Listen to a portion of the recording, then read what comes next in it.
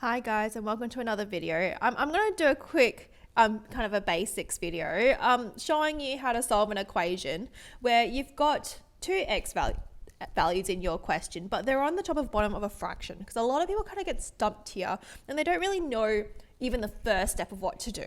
Okay, so I'm going to go through an example like this. So you can see on the screen, here's my example. X plus 4 over x take 3 is equal to 3/4.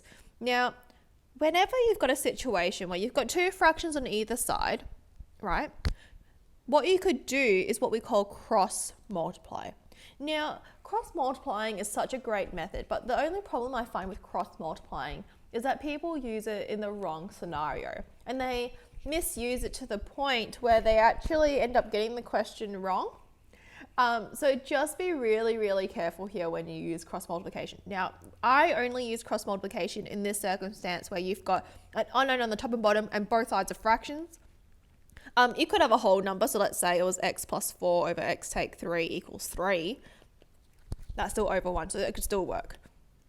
Okay, it doesn't work for adding and subtracting fractions. So if you had a quarter plus 3 over 2, you can't cross multiply here. There is no need. There's no equal sign in the middle. So my kind of, limitations here is that you have to have an equal sign in between them, right? And it's not for adding and subtracting. It has to be like an equation and you have to be able to solve for something, okay?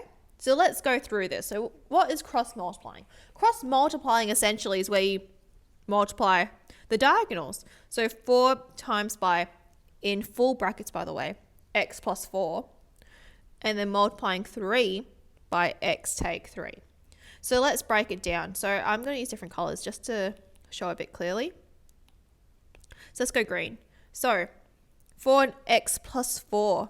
Now, like I mentioned, there are brackets there. So when you write it out, it's 4 times by x plus 4. Okay?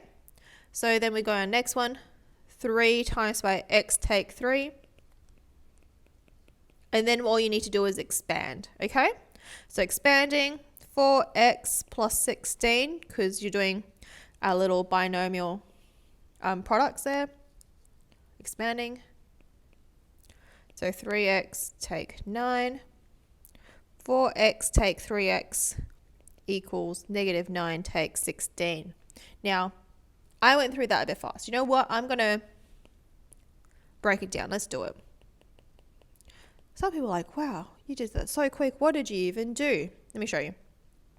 So, when you're solving with pronumerals on both sides, the first thing you probably want to do is find the smallest x term.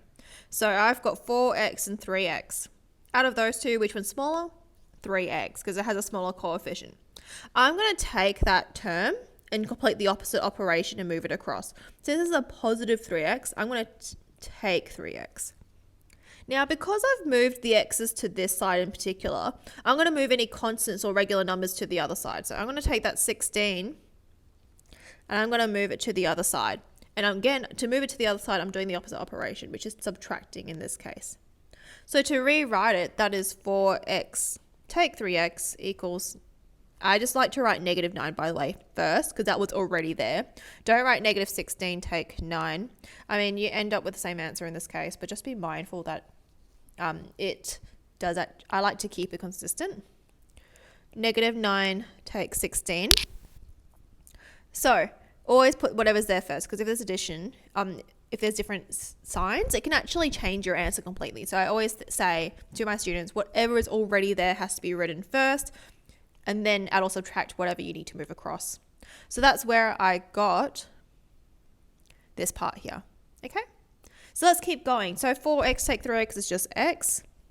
Negative 9 take away 16 is negative 25. Okay, so now I've actually solved for it. This is our answer. Now, if you want to check if your answer is correct, substitute it back in.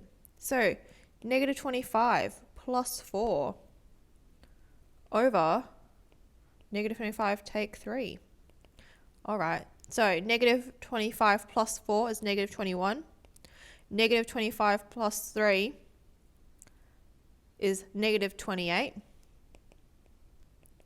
So we're going to now look into a number that can go into both of those. 7 can go into both of those. In fact, -7, because both of them are negative. They can actually cancel out.